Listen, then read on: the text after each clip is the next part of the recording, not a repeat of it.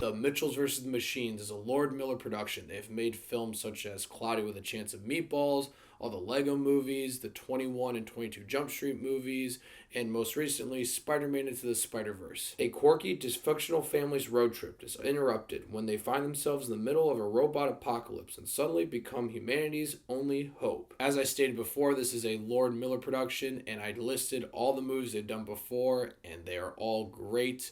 They're all colorful, fun, creative films with a lot of heart. And that's all I wanted with The Mitchells vs. the Machines. I didn't even know this movie was coming out. When I heard it was a Lord Miller animated film going on Netflix, I knew I wanted to see this right away. And no surprise here, The Mitchells vs. the Machines is exactly what a Lord Miller production is.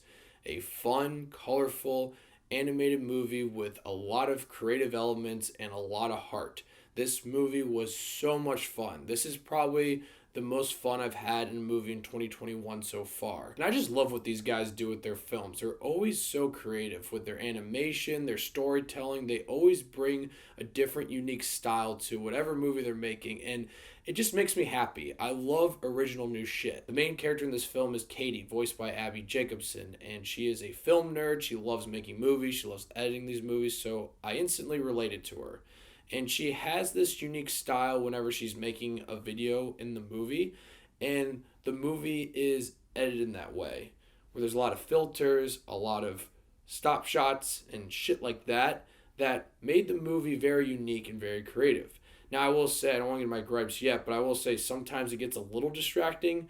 But for the most part, it made the movie a lot more fun. I love the Mitchells. They're a fun, quirky family with their issues.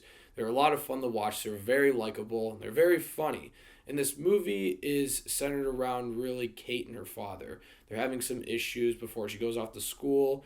And that's really the heart of the film, is discovering what makes a family special, father-daughter relationship, all that. And it's very heartwarming stuff. And you expect that in a Lord Miller production. Yes, the animation's a lot of fun, it's quirky, it's funny, but by the end of the movie, there's a lot of heart into it. And there's parts in this film where I choked up, and I was not surprised by that. These filmmakers know what they're doing. They know how to make this story so creative and unique, but pull at the heartstrings. This film's story is paced very well.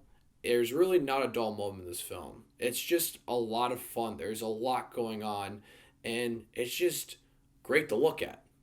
And I don't know, it's just fun. That's all I can say. It's a very fun film. And it is very funny. There's a lot of parts where I actually laughed out loud a lot. I'm not surprised. A lot of these movies make me do that, but there's just some really funny jokes in this film, specifically with Furby dolls. Did not see that coming, but I was actually laughing out loud a lot. I do have some issues with this film. Like I stated before, the editing choices sometimes, while they are creative, they can be distracting, and some don't work as well as others.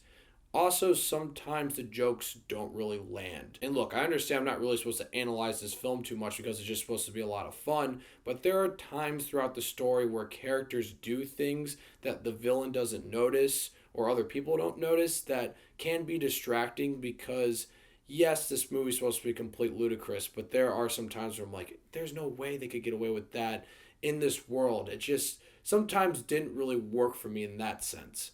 And I will say, as fun as the story is, it is very predictable what's going to happen next. Like, nothing really shocked me. I'm not saying this movie was a shocking one, but nothing really surprised me, I think is the better word. The ending does have great emotional payoff, which I was expecting, and it really does work. So I'm not saying it's a bad thing that nothing surprising happened, but there are some elements to some of their other films that were surprising and then had huge payoff. This film has payoff at the end, but it's not in a surprising way. It's the way you would expect, but it still works. In the end, though, I had a lot of fun with The Mitchells vs. the Machines. It is a very creative, fun, colorful movie that will pull at your heartstrings and has a lot of emotion. And that's not surprising coming from a Lord Miller production. This is the most fun I've had with a film so far this year. Yes, I have some issues with some of the editing choices. The story can be predictable. Some of the jokes don't really land, but it doesn't really experience as a whole. I love seeing new, original, creative films that have emotion to them, and that's exactly what this film was. I'm going to give The Mitchells vs. the Machines 7.5 Davy Daves. It's on Netflix. I feel like not many people have watched it. No one's really talking about it. Go watch it. It's an easy watch, especially if you liked all those movies I mentioned at the beginning of the video. I guarantee you'll like it. It's a lot of fun and it pulls at your heartstrings sometimes. And who doesn't want that? It's just a fun animated movie with a lot of creative shit in it. Go watch it. So, The Mitchells versus the Machines. Let me know what you guys thought of it. If you've seen it, I'm curious to hear. And thank you so much for watching. Click here to see more of Dave's Takes.